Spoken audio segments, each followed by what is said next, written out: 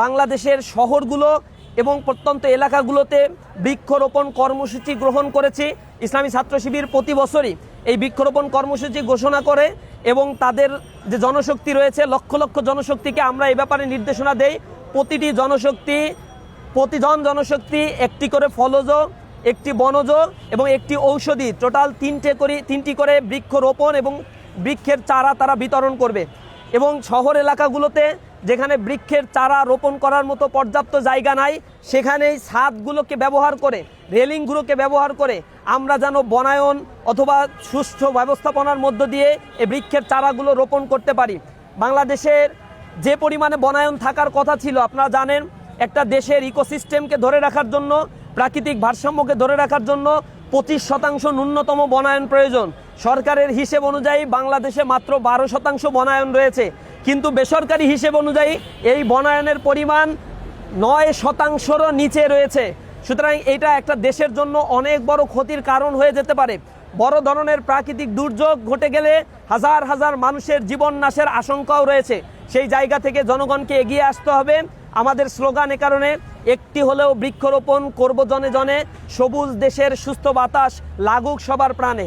আমরা একটা হলেও প্রতি জনগণ যেন বৃক্ষরোপণ করি, এ ব্যাপারে উদ্যোগী হতে হবে। দ্বিতীয়ত, সরকারের প্রতি আমরা আহ্বান জানাই, এই বৃক্ষরোপণের ক্ষেত্রে আপনাদের যে মন্ত্রণালয়গুলো, জলবায়ু মন্ত্রণালয় কাজ করে, অথবা আমরা দেখতে পাই কৃষি মন্ত্রণালয় অথবা পরিবেশ মন্ত্রণালয় অধিদপ্তরগুলো কাজ করছে, কিন্তু কার্যকর কোনো ব্যবস্থা গ্রহণ করা হয় না।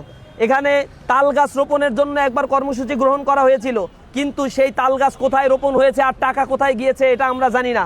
শেল্টার সেন্টার নির্মাণের জন্য প্রতি বছর বাজেট দেওয়া হয়, কিন্তু শেল্টার সেন্টার নির্মাণের ক্ষেত্রে যে পরিমাণে দুর্নীতি করা হয়, সেই দুর্নীতির কারণে শেল্টার সেন্টারগুলো গরু ছাগলের খামারে পরিণত হয়েছে, অথচ গরু ছাগল থাকার জায়গায় পরিণত হয়েছে, সেখানে মানুষ থাকতে পারে না।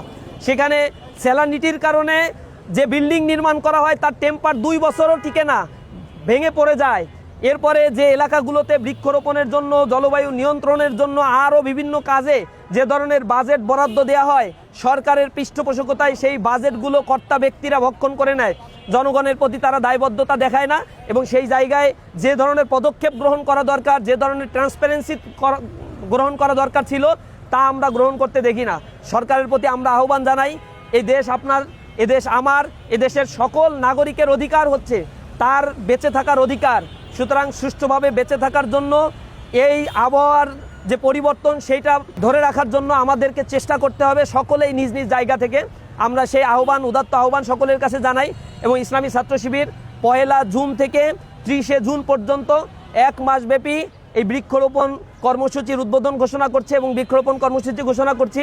আমাদের কর্মসূচির মধ্যে আমরা বলেছি প্রতি জনশক্তি এবং প্রত্যেকের কাছে কাছে গিয়ে আমরা বৃক্ষরোপণের ব্যাপারে সচেতনতা তৈরি করব, নিজে বৃক্ষরোপণ করব এবং অন্যকে বৃক্ষরোপণের ব্যাপারে উৎসাহিত করব। এছাড়াও পরিবেশ দিবসকে কেন্দ্র করে বিভিন্ন ক্যাম্পাসে পরিষ্কার পরিচ্ছন্নতা অভিযান পরিচালনা করা এবং যে ধরনের প্লাস্টিক বর্জ্যগুলো ব্যবহার করা হচ্ছে যা আমাদের পরিবেশের জন্য ক্ষতিকর, সেই প্লাস্টিক বর্জ্যের ব্যাপারে ক্যাম্পেইন করা। মাদকের বিরুদ্ধে আমাদের ক্যাম্পেইন করতে হবে। মাদক একটা সমাজের জন্য অভিশাপ। এছাড়াও বিভিন্ন ধরনের যানবাহন ব্যবহারের কারণে কালো ধোঁয়া আমাদের পরিবেশের ক্ষতি করে ফেলছে।